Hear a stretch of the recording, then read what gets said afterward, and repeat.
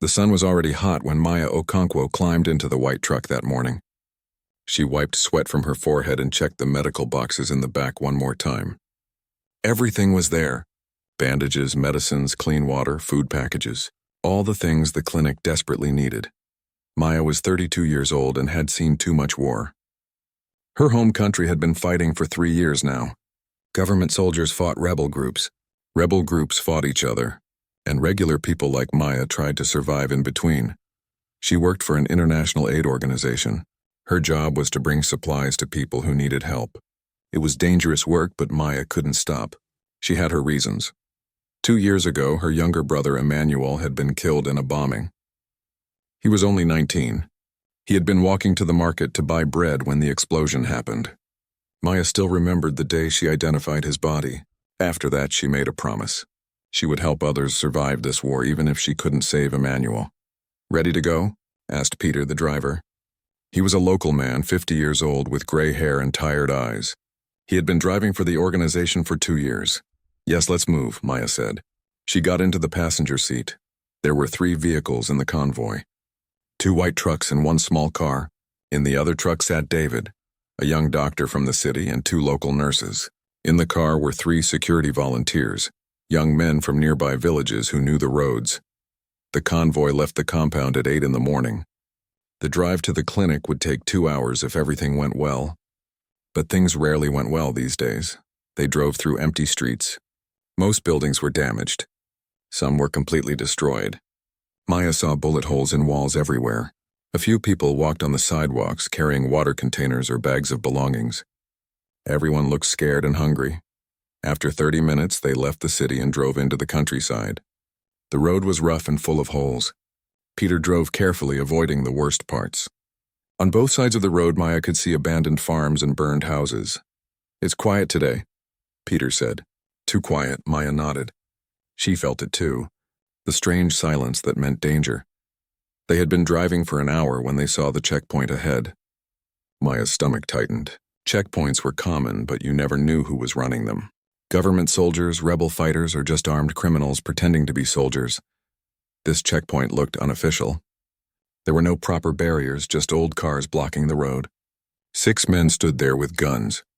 They wore mixed uniforms, nothing official. Some had red cloths tied around their arms. "I don't like this," Peter whispered. "Just stay calm," Maya said. But her heart was beating fast. Peter stopped the truck. The car and the other truck stopped behind them. One of the armed men walked up to Peter's window. He was young, maybe 25, with hard eyes and a scar on his cheek. "Where are you going?" he asked. "We're aid workers," Maya said, leaning over so he could see her badge. "We're taking medical supplies to the clinic in Kambala village." "Get out," the man said. "All of you?" Maya and Peter exchanged looks. They had no choice. They climbed out of the truck. The others got out of their vehicles too. The armed men surrounded them. A tall man walked forward from the group. He wore a military jacket and had a pistol on his hip. He looked about 40 years old with a thick beard and cold eyes. The other men seemed to fear him. "I am Commander Jamal," he said. His voice was deep and rough. "These supplies belong to us now." "And the vehicles too?" "No," Maya said, stepping forward. "These supplies are for sick people, for children and mothers." "You can't take them," Commander Jamal laughed. It was not a nice laugh. "I can take whatever I want. This is my territory. We're protected by international law," Maya said. She tried to keep her voice steady. "We're humanitarian workers. You can't attack us, international law." Jamal laughed again. "Look around you, woman. There is no law here. There is only power." "Please," Maya said. "People are dying without these medicines. If you have any humanity—" "Humanity?" Jamal's face turned angry. "You foreigners come here with your trucks and your flags, pretending to help. But you know nothing about this war. You know nothing about what we've suffered." "I'm not a foreigner," Maya said quietly. "I was born 20 miles from here. My brother died in this war. I know exactly what we've suffered." For a moment, Jamal's face changed. Something like surprise or respect passed over it. Then it hardened again. "Then you should understand," he said. "We need these supplies for our fighters. We're protecting these villages from government attacks." "You're not protecting anyone," Maya said. The words came out before she could stop them. "You're stealing from the people you claim to defend." The silence that followed was terrible. All the armed men stared at Maya. Peter grabbed her arm, trying to pull her back, but she stood firm. Jamal's eyes went dark. He stepped very close to Maya until his face was inches from hers. "You have courage," he said quietly, "but courage is stupid without wisdom." He turned to his men. "Take the supplies. Take the vehicles. Lock these people in the back of the second truck." "No," Maya shouted. She grabbed Jamal's arm. "You can't do this." Jamal pushed her away hard. Maya stumbled backward. David, the young doctor, caught her before she fell. "Stay back," David whispered urgently. "Don't make it worse," but Maya couldn't stop. She had seen too much death, too much suffering. She couldn't watch these medicines being stolen while children died. "You're nothing but a thief," she shouted at Jamal. "You hide behind guns and call yourself a commander, but you're just a criminal." Jamal's face turned to stone. He pulled the pistol from his hip. Everything happened very fast after that. Peter shouted, "No," and moved toward Jamal. One of the armed men hit Peter with his gun, and Peter fell to the ground. The other aid workers screamed. David tried to pull Maya away. Jamal raised his pistol and pointed it at Maya's chest. "You talk too much," he said. "Please," David begged. "She didn't mean it. We'll go. We'll leave everything. Just let us go." But Jamal wasn't listening. Maya could see it in his eyes. He had already made his decision. "This is what happens to people who disrespect me," Jamal said loudly, so all his men could hear. The first shot hit Maya in the shoulder. The pain was like fire exploding through her body. She fell backward, hitting the ground hard. She heard screaming, but it sounded far away. The second shot hit her in the stomach. This pain was different, deeper, like something tearing inside her. Maya couldn't breathe. The sky above her spun in circles. She heard Jamal giving orders.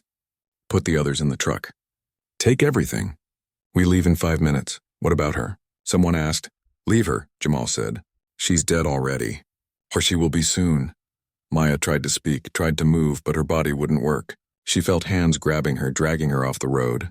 Then they dropped her in a ditch beside the road. She heard the truck starting, heard her colleagues crying and shouting. Then the vehicles drove away and there was silence. Maya lay in the ditch, bleeding. The sun was burning hot above her. She couldn't feel her legs. Her chest felt heavy, like someone was sitting on it. Every breath was difficult and painful. She thought about Emmanuel, about her mother back in the city who had already lost one child, about all the people at the clinic who would die without the medicines. The sky started to get dark. At first Maya thought night was coming. Then she realized her eyes were closing. She was dying. No, she thought, not yet. Not like this. With every bit of strength she had left, Maya turned her head. A few meters away, she could see an old building. Maybe a house or a shop now destroyed by war. But it had walls. It had shade. If she could get there, maybe she could survive the night. Maybe someone would find her. Maya pushed her hands into the dirt. Pain screamed through her body. She pulled herself forward 1 inch, then another inch. Blood soaked into the dry ground beneath her. She pulled again, and again. The building seemed impossibly far away, but Maya kept moving. Because that's what survivors do. They keep moving, even when everything seems hopeless, even when death is reaching for them. As darkness fell, Maya finally reached the wall of the building and pulled herself inside. She lay on the concrete floor, breathing shallow breaths, her hands pressed against her wounds. Far away, she could hear gunfire. The war continued around her, not knowing or caring that she was dying. Maya closed her eyes. But she didn't let go, not yet. Some deep part of her, the part that had survived her brother's death and 3 years of war, held on to life with both hands. Morning would come, and if she could survive until morning, maybe she could survive one more day, and then another.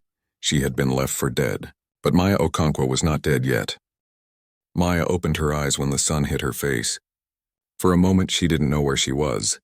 Then the pain rushed back and she remembered everything. The checkpoint, Commander Jamal, the gunshots, she was still alive. Maya tried to sit up, but her body screamed in protest. The pain in her shoulder and stomach was terrible.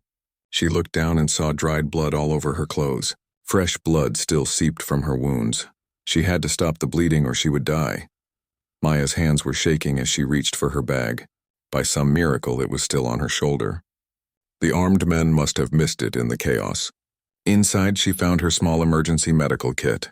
It wasn't much, but it might be enough. She opened a bottle of clean water and poured it over her wounds. The pain made her cry out, but she kept going. Then she packed the bullet holes with gauze from the kit.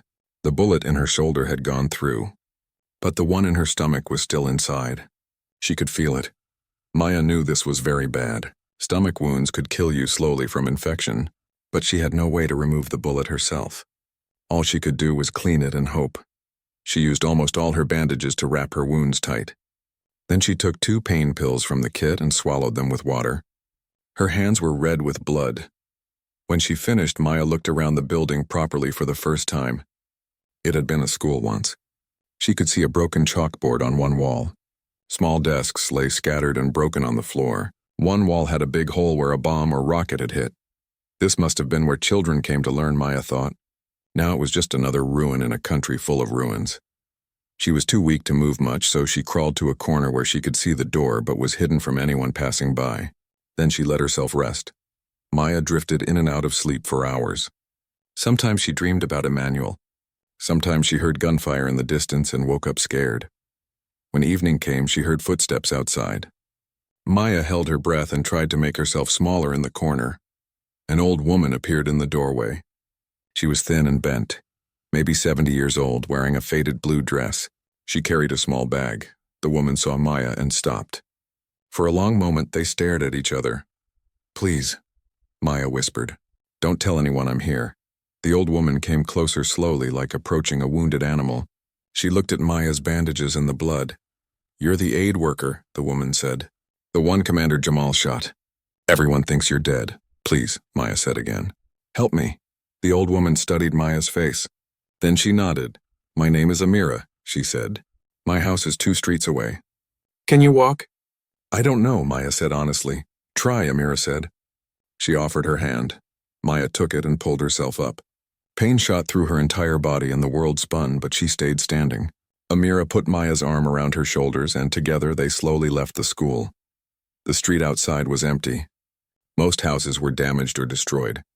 They walked very slowly, stopping often when Maya needed to rest. Every step hurt. But finally they reached Amira's house. It was a small concrete house with a metal roof. One wall had cracks and bullet holes, but it was still standing. Inside, it was simple but clean. There was a small room with a mattress on the floor, a tiny kitchen, and a bathroom. Amira helped Maya lie down on the mattress. Then she brought water and food, just some bread and beans, but Maya ate like it was a feast. "Why are you helping me?" Maya asked. Amira sat down on a wooden chair nearby. Her old eyes were sad but kind. 3 years ago, my son was sick with fever," she said.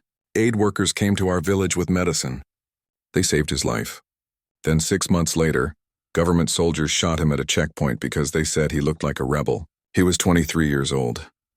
Amira's voice was quiet but steady. "I don't care about government or rebels anymore. I care about right and wrong. What Commander Jamal did to you was wrong, so I help you." Maya felt tears on her face. "Thank you," she whispered. For 3 days, Maya stayed in Amira's house, healing slowly. Amira brought her food and water. She changed Maya's bandages. She gave her pain medicine when the hurt was too bad. On the 4th day, Maya felt strong enough to sit up properly. Amira made tea and they talked. "Tell me about Commander Jamal," Maya said. "How long has he controlled this area?" 6 months, Amira said. "He came with 20 men and took over. He says he's protecting us from government soldiers, but really he just steals from us." "What do you mean?" "Every week his men come and take food, money, anything valuable. They say it's tax for protection, but there's no protection. They're the only ones we need protection from."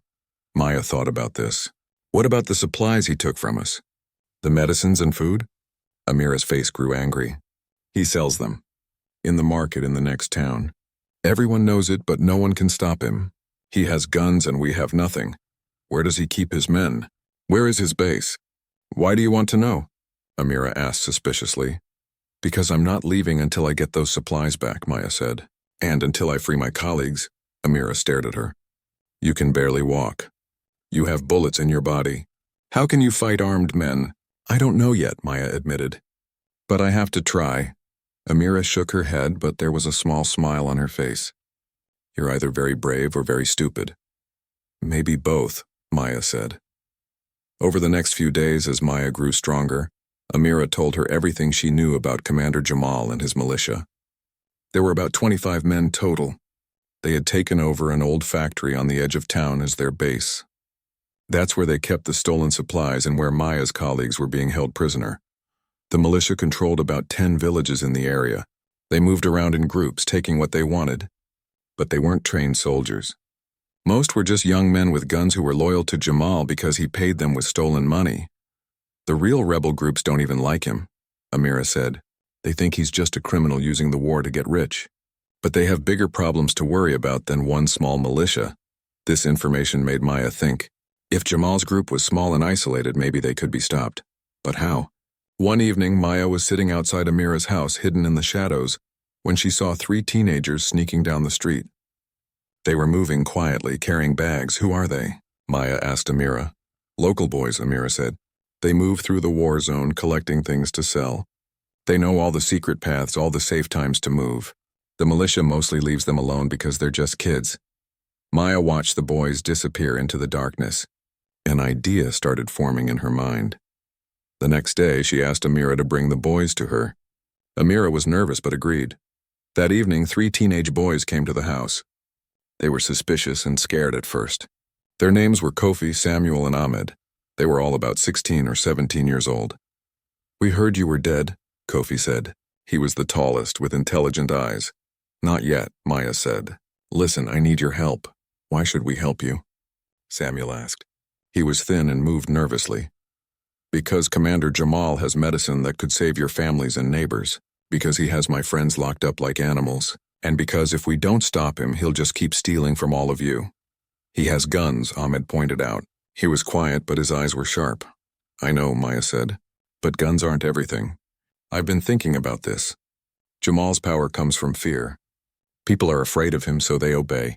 But what if we could take away that fear? How? Kofi asked. Information, Maya said. I still have my satellite phone hidden in my bag. I can contact my organization. I can get messages to journalists, to peacekeepers, to anyone who will listen. But first, I need to know everything about Jamal's operation. Where he goes, who he meets, what he's doing with the stolen supplies. I need evidence. The boys looked at each other. You want us to spy on him? Samuel asked. I want you to see things and tell me about them. You already move through the area.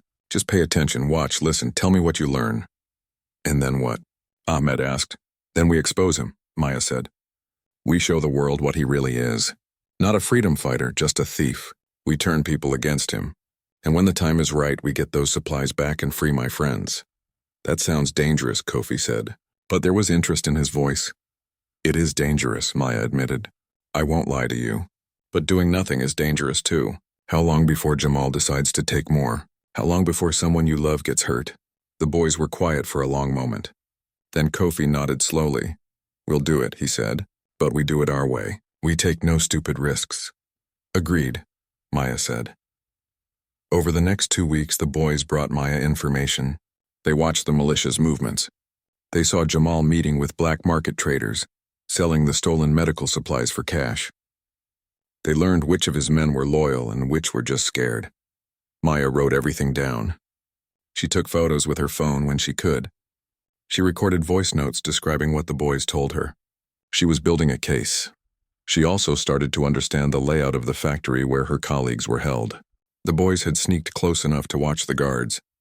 There were usually 3 or 4 men outside, and the prisoners were kept in a locked room on the 2nd floor.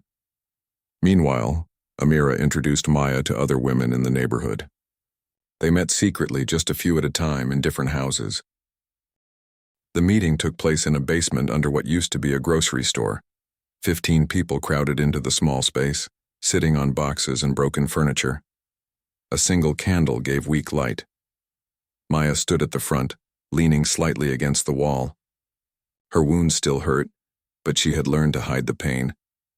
She looked at the faces around her, old men and women, a few middle-aged mothers, the 3 teenage boys who had become her scouts. These were the people the war had forgotten, the ones who just wanted to survive and protect their families. Thank you for coming, Maya said quietly.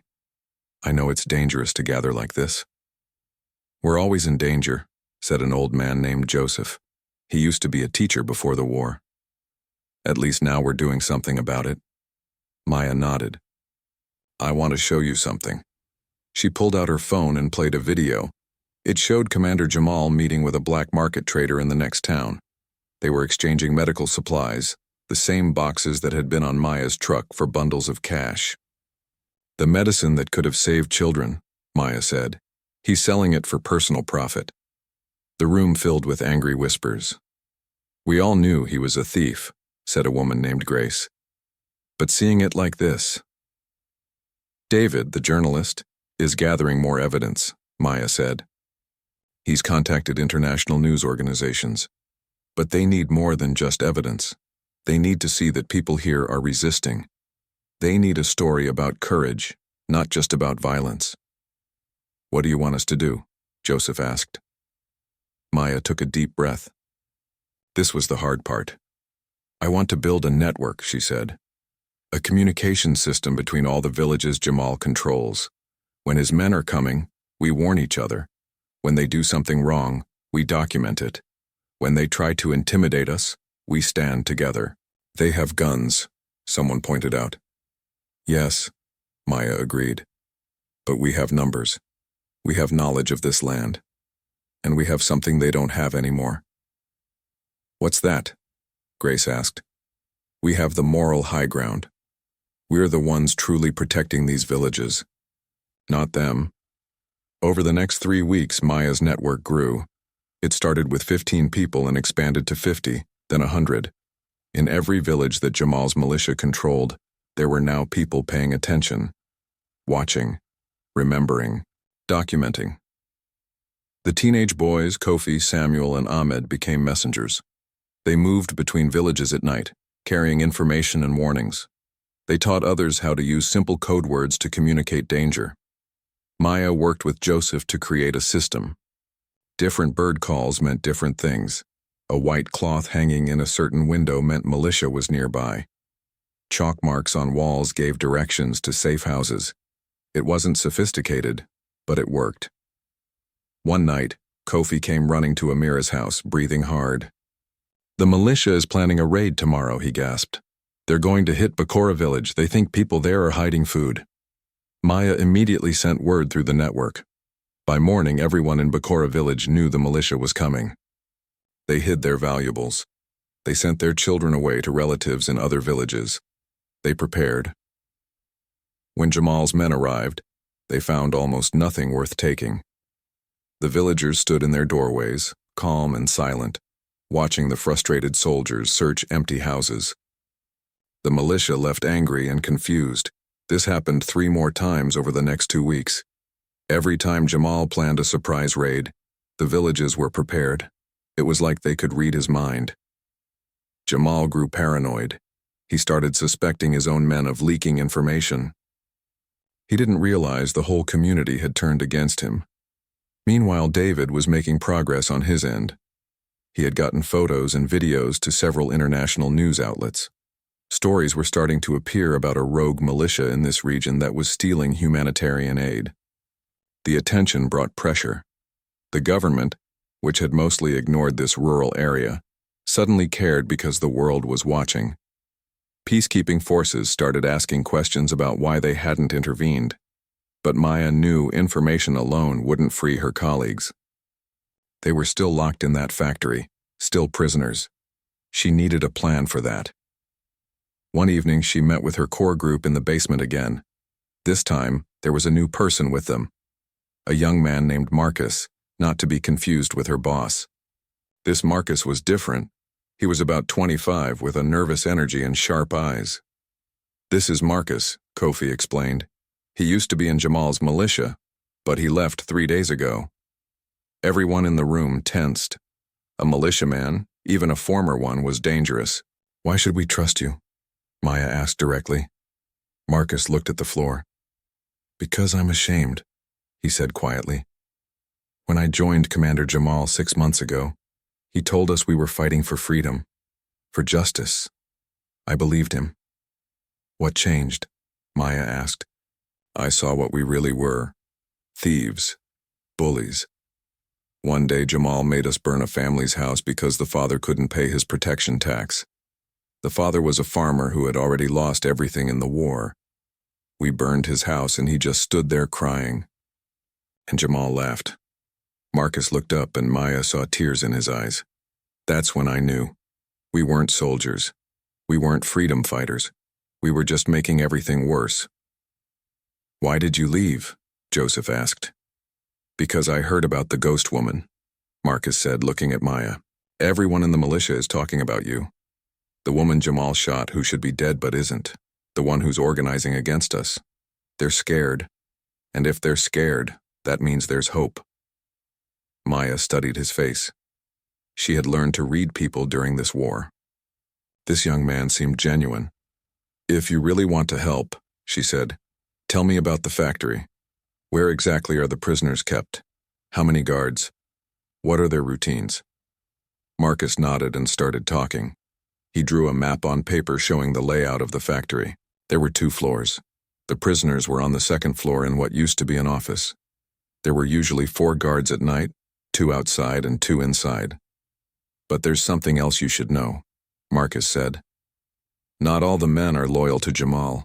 At least 5 or 6 of them are like I was. They're having doubts. They see how the villages are resisting. They see the international news stories. They know we're on the wrong side. This was valuable information. Maya's mind started working. Can you identify these men? She asked. The ones who might switch sides? Some of them. Yes.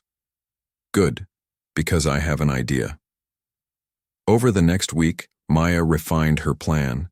It was risky, maybe impossible, but it was the best chance they had. The plan had 3 parts. First, they would create a massive distraction. Every village in the network would stage a protest on the same day at the same time. Not violent, just public. People would gather in village centers and demand justice. Demand that Jamal release the prisoners and return the stolen supplies. This would force Jamal to spread his men thin, sending groups to different villages to control the protests. Second, while the militia was distracted, Marcus would contact the men he knew were wavering. He would convince them it was time to switch sides. That the militia was finished and they should abandon Jamal before it was too late. Third, Maya and a small team would enter the factory during the chaos and free the prisoners. It wasn't a perfect plan. There were a dozen ways it could go wrong. But doing nothing wasn't an option. When? Grace asked when Maya explained the plan to the group. 3 days, Maya said. That gives us time to prepare, but not so much time that word might leak to Jamal. What if people get hurt during the protests? Someone asked.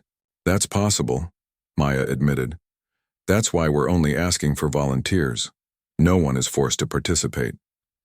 But when she put out the call, nearly everyone volunteered. They were tired of being afraid. Tired of watching criminals steal from them while calling themselves protectors. The night before the plan would happen, Maya couldn't sleep. She lay on Amira's mattress, staring at the ceiling, thinking about all the things that could go wrong. Amira sat beside her in the darkness. You're nervous, the old woman said. I'm terrified, Maya admitted. What if I'm leading people into danger for nothing? What if the plan fails and people die? People are already dying, Amira said gently. Children are dying from sickness because Jamal sold their medicine. Farmers are dying from hunger because he stole their food. At least now we're fighting back. I'm not a soldier, Maya said. I'm just an aid worker. I'm not trained for this. You're more than that now, Amira said. You're a leader, not because you wanted to be, but because you refused to accept injustice. That makes you exactly what we need. Maya felt tears on her face. I'm scared I'll fail everyone. Then you'll be scared and do it anyway, Amira said. That's what courage is. The next morning came too fast. Maya woke before dawn and checked her supplies. She had her phone, charged and ready. She had bandages and basic medical supplies. She had a detailed map of the factory that Marcus had drawn. Kofi, Samuel, and Ahmed arrived early. They would be part of the team entering the factory. Maya had tried to convince them to stay back, but they refused. We're already in this, Kofi said, all the way. Marcus arrived next, looking nervous but determined. Then David appeared, having made a dangerous journey to join them. He carried a camera. If we're doing this, he said, the world needs to see it. At 9 in the morning, the protest began. In 7 different villages, people gathered in their centers. They held handmade signs. They sang songs. They demanded justice. The gunshot came from nowhere. Maya was halfway across the open ground toward the factory when she heard it. The bullet hit the dirt 2 feet from her leg. She dove behind an old concrete barrier, her heart pounding. They spotted us, Kofi yelled from behind a pile of scrap metal. More shots rang out. The 5 remaining guards had seen them approach. Now they were shooting from the factory windows. Maya pressed herself flat against the concrete, her mind racing. This wasn't how it was supposed to go. They were supposed to get close before being spotted. Now they were pinned down in the open. What do we do? Samuel shouted. He was hiding behind a rusted car with Ahmed. Maya looked around desperately. The factory was still 50 meters away. Between them and the building was nothing but open ground. If they tried to run, they would be shot. Then she heard engines. Lots of engines. 3 trucks roared up the road from town. Jamal's trucks, the ones he had stolen from Maya's convoy weeks ago. They screeched to a stop in front of the factory and armed men jumped out. Maya's stomach dropped. The protest must have failed. Jamal was back with reinforcements, she counted quickly. 15 men, all armed, plus the 5 in the factory. 20 total. Against her team of 6 with no weapons. This was over before it started. Commander Jamal climbed out of the lead truck. Even from this distance, Maya could see his face. He was smiling. He had won again. Maya Okonkwo, he shouted across the open ground. The ghost woman. I should have made sure you were dead the first time. Maya didn't answer. She was calculating odds and finding nothing good. They couldn't fight. They couldn't run. They were trapped. Come out and I'll make it quick, Jamal called. Stay hidden, and I'll make you watch while I kill your friends one by one. David was next to Maya behind the concrete barrier.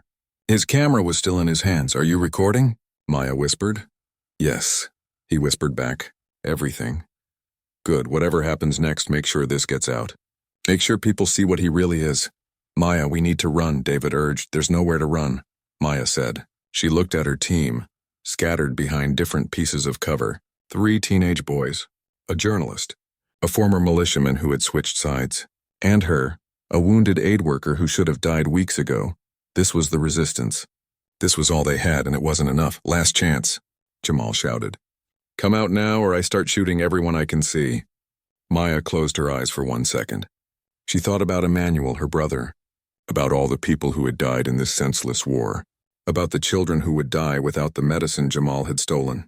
She opened her eyes. If this was the end, she would face it standing up. Maya stood slowly, hands raised, and stepped out from behind the concrete barrier. No, Kofi shouted, but Maya ignored him. She walked forward into the open ground. Every step felt heavy, but she kept walking toward Jamal and his armed men. Jamal watched her approach, that same cruel smile on his face. You're either very brave or very stupid, he said when she got close. Someone told me that before, Maya said. Maybe I'm both. Where are the others? Jamal demanded. Let them go, Maya said. You want me? Here I am. Let the others go and I'll cooperate, Jamal laughed. You're in no position to make deals. Neither are you, Maya said quietly. What?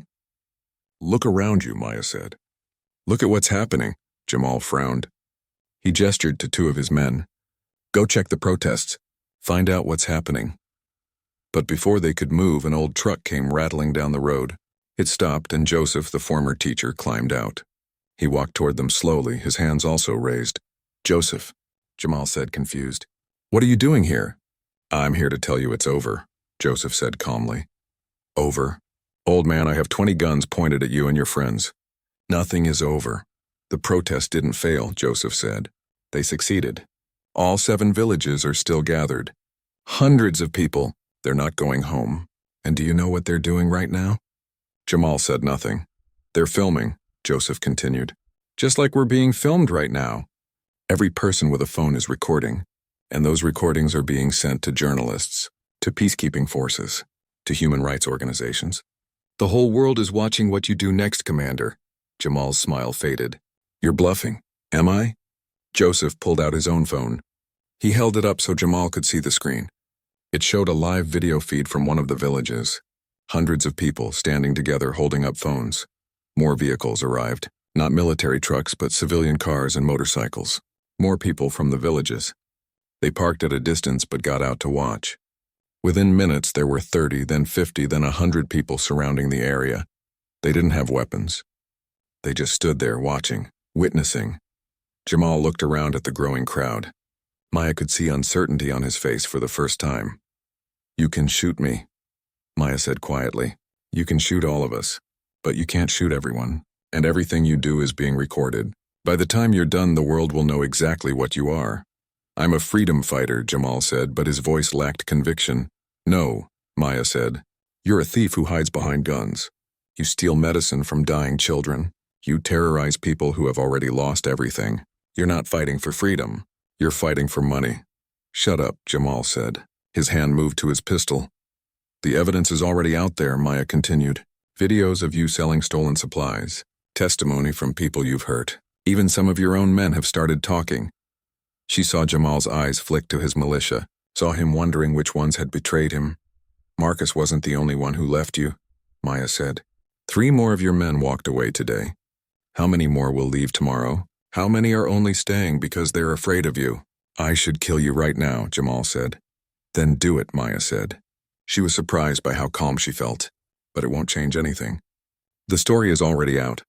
Peacekeepers are already asking questions. You've lost, Jamal, you just don't want to admit it." For a long moment, nobody moved. Jamal's hand stayed on his pistol. His men watched nervously. The crowd of villagers watched silently. Then one of Jamal's militiamen, a young guy, maybe 19 years old, lowered his gun. "I'm done," he said quietly. He walked away from the group, then another did the same. "Me too, stop," Jamal ordered. "Anyone who leaves is a traitor." But 3 more men lowered their weapons and walked away. Then 2 more. Jamal spun around, watching his militia crumble. "Cowards, all of you." Within 5 minutes, only 8 men remained with Jamal. 8 out of 20. And those 8 looked nervous. One of them, an older man with gray hair, stepped forward. "Commander," he said carefully, "maybe we should talk about this." "Maybe we can negotiate." "Negotiate?" Jamal's face was red with rage. "We don't negotiate with aid workers and old men." "Then what do?" the man asked. "Look around. We're surrounded. Not by soldiers, but by everyone. Every person in every village. And they're filming everything." Jamal looked around wildly. He seemed to realize finally that he had lost control. His power had come from fear and secrecy.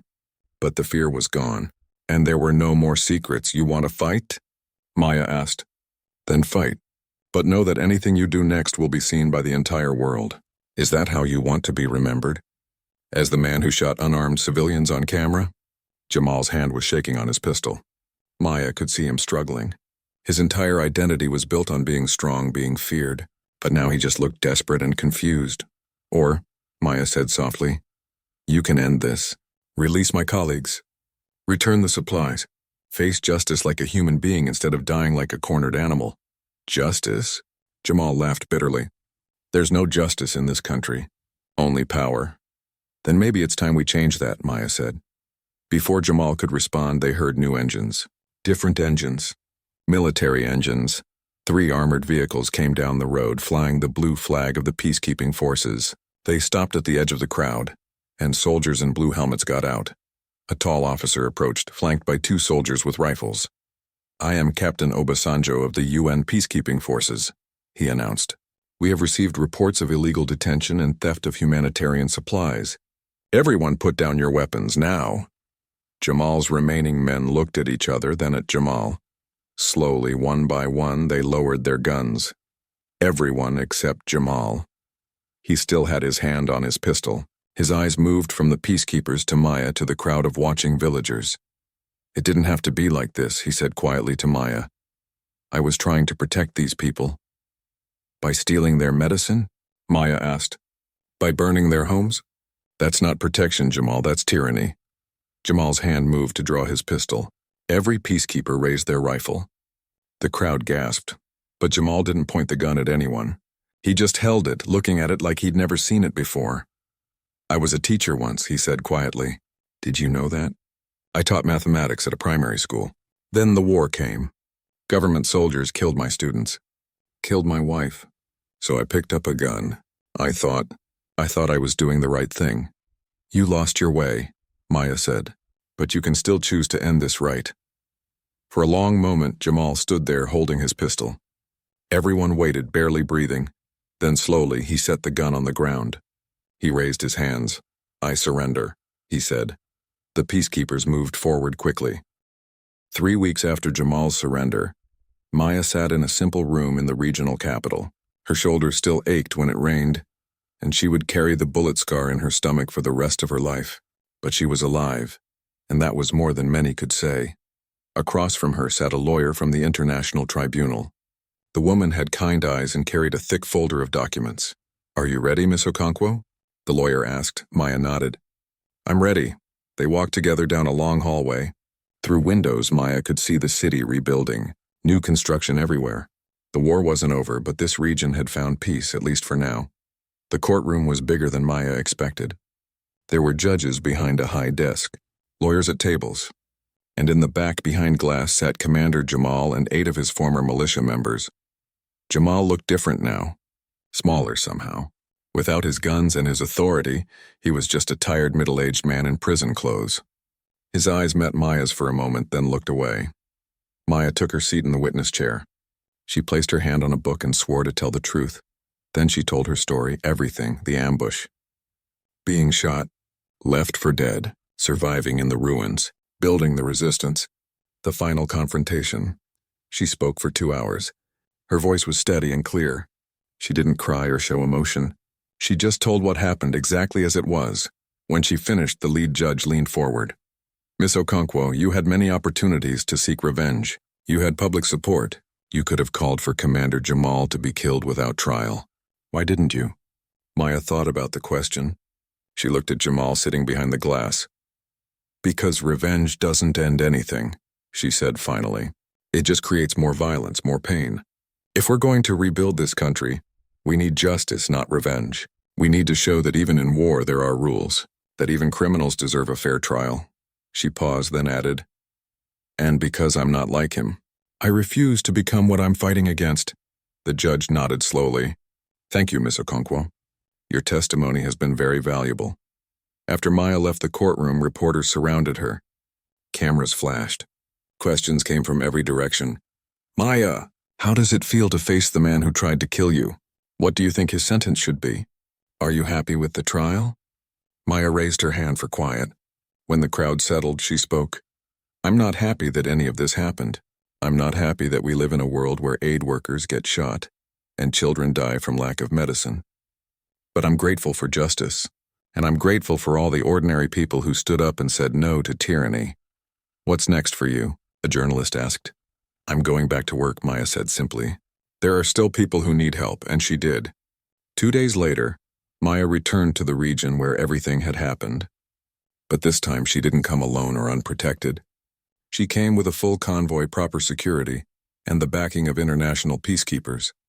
The aid compound had been rebuilt. New supplies had arrived, and this time, they reached the people who needed them. Maya spent the first day at the clinic in Kambala village, the same clinic she had been trying to reach the day she was shot. She helped distribute medicine and treated patients. It felt good to be doing her real job again. On the second day, she visited Amira. The old woman was sitting outside her small house, mending clothes. When she saw Maya, her face lit up. "The ghost woman returns," Amira said with a smile. Maya sat beside her. "I came to say thank you. You saved my life." "You saved your own life," Amira corrected. "I just gave you a place to rest. Everything else you did yourself." They sat in comfortable silence for a while. Then Amira asked, "Did they punish him?" "Jamal? The trial is still happening. But yes, he'll be punished. He'll spend years in prison." "Good," Amira said. "Not because I want revenge, but because people need to see that actions have consequences." "That's exactly what I told the judges," Maya said. Amira smiled.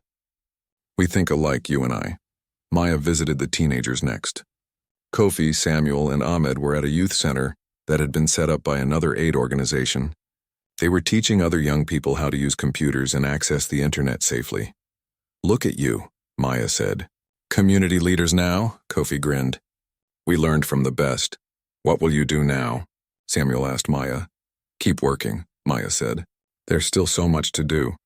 But I wanted to ask you something." My organization is starting a youth leadership program. We need local young people who understand this community, people who are brave and smart. Would you be interested?" The three boys looked at each other, excitement in their eyes. "You mean like a job?" Ahmed asked. "Exactly like a job. With training, salary, everything. You'd help coordinate aid distribution and work with other young people in the region." "Yes," all three said at once. Maya laughed. It felt good to laugh. "I'll send you the details." Over the next few weeks, the region continued to stabilize. The peacekeepers stayed, providing security. Aid organizations returned with proper protection. Markets reopened. Schools started classes again. It wasn't perfect. There were still problems, still poverty, still the scars of war everywhere. But it was better. Much better. David's story about the resistance had gone international. News organizations from around the world covered it. Maya's face appeared in newspapers and on television. People called her a hero, but Maya didn't feel like a hero. She just felt like someone who had survived and decided to fight back. 1 month after the trial, Maya received a message. Commander Jamal wanted to speak with her. The tribunal had given him permission to send one letter. Maya almost threw it away without reading. But something made her open it. The letter was handwritten in neat script. It said, "Miss Okonkwo, I don't expect forgiveness. I don't deserve it. But I wanted you to know that I think about what I did every day. I think about the people I hurt. The supplies I stole. The fear I created. You were right. I lost my way. The war took everything from me and I let it turn me into something worse than the soldiers I was fighting against. I was a teacher once. I taught children mathematics and helped them dream of better futures. Then I became the nightmare that destroys futures. When you stood in front of me that day, unarmed and wounded, you showed more courage than I ever had with a gun. You showed me what real strength looks like. I will spend years in prison. That is justice and I accept it. But I want you to know that your decision to give me a fair trial instead of revenge taught me something important. It taught me that there is still humanity in this world, even after everything the war has taken. Thank you for showing me that. And I'm sorry. For everything, Commander. Oh, just Jamal. Just a man who made terrible mistakes." Maya read the letter 3 times. Then she folded it carefully and put it away. She didn't forgive him. Not yet, maybe not ever. But she understood something important. People weren't just good or evil. They were complicated. And sometimes even people who did terrible things could recognize their mistakes. That understanding, she thought, was how countries healed after war. Not by pretending the bad things didn't happen, but by acknowledging them and trying to be better. 2 months after everything, Maya stood at a memorial ceremony. The community had built a stone monument to remember everyone lost in the war. Names were carved into the stone. Hundreds of names. Maya found Emmanuel's name near the top. She touched it gently. "I kept my promise," she whispered. "I helped people survive, and I showed them how to fight back." Amira stood beside her, along with Kofi, Samuel, Ahmed, and dozens of others from the community. "We should say their names," Amira suggested. "All of them. So they're not forgotten." And so they did. One by one, people stepped forward and read names from the stone. It took over an hour. Some people cried. Some stood silent. But everyone listened. When all the names had been spoken, Joseph, the former teacher, said a few words. "We cannot bring these people back," he said. "But we can honor them by building the peace they died hoping for, by choosing justice over revenge, by standing together when bullies try to divide us, by refusing to let war destroy our humanity." The crowd murmured agreement. After the ceremony, Maya walked through the village. She saw children playing in streets that had been empty with fear just months ago. She saw market stalls open and people buying and selling. She saw women gathering to talk and laugh. Life was returning. That evening, Maya sat with her colleagues at the aid compound. They were planning the next supply distribution. Peter was there, fully recovered. The nurses who had been captured with her. David, who was writing a book about everything that happened. "I can't believe we're still doing this," Peter said with a tired smile. "After everything, we're still driving trucks and delivering supplies." "That's the job," Maya said. "The work doesn't stop just because we had one bad day." "One bad day?" David laughed. "Maya, you were shot twice, left for dead, built a resistance movement, and brought down a militia. That's a bit more than one bad day." "Okay," Maya admitted with a small smile. "Maybe it was a pretty bad day." They all laughed. It felt good. What do you think will happen to this region long term? One of the nurses asked. Maya thought about it. I don't know. The war isn't over. There will be more challenges, more problems. But I think this community learned something important. They learned they don't have to accept tyranny.